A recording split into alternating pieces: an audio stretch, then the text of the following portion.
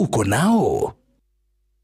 We will be back with the president of the Law Society of Kenya in a minute, but first, tonight's business news. Now, let's take a look at what's happening with the Competition Tribunal that has affirmed fines against 5 steel manufacturers, including Devki Steel and Tonoka rolling mills, for cartel behavior.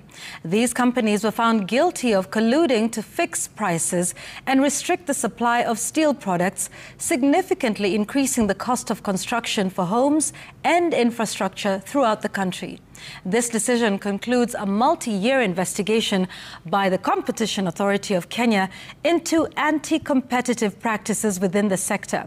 The firms were among 14 initially implicated for price fixing and limiting imports of essential steel products, leading to inflated prices for materials such as bars, beams and pipes.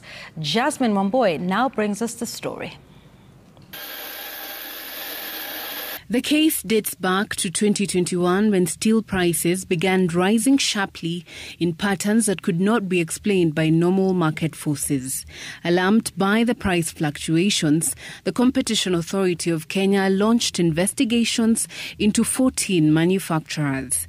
The authority conducted search and seizure operations during which they confiscated both physical and electronic evidence from company offices and executives' homes.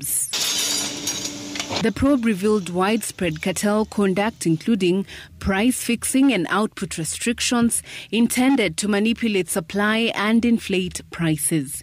When presented with preliminary findings, 5 firms opted for early settlement. The remaining 9 were subjected to forensic analysis, uncovering emails and WhatsApp conversations that exposed detailed coordination between the companies. The conversations showed executives agreeing on price adjustments, timing of hikes, and import limitations for key products such as coils used in roofing and fabrication of windows and doors.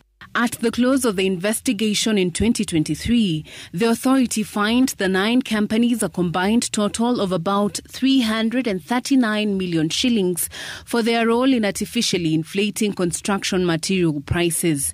Under the law, the authority can impose fines of up to 10% of a company's annual turnover.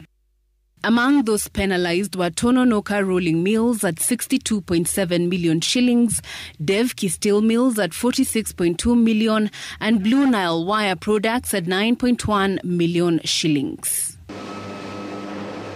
Displeased with the decision and the penalties, the manufacturers moved to the Competition Tribunal. On July 9th this year, the tribunal upheld the authority's decision for 5 of the manufacturers. The 5 now have 30 days from the day of ruling to appeal the decision at the High Court. The steel industry, an economic powerhouse valued at over 100 billion shillings every year, has historically enjoyed government support. This includes tax incentives on imported machinery and even preferential treatment on public infrastructure projects. The point of these measures is to spur expansion in the sector and in turn generate employment. However, the cartel-like behavior of players in the sector has jeopardized these efforts. Jasmine Wamboi, Citizen TV, Nairobi. The failure by Uwezo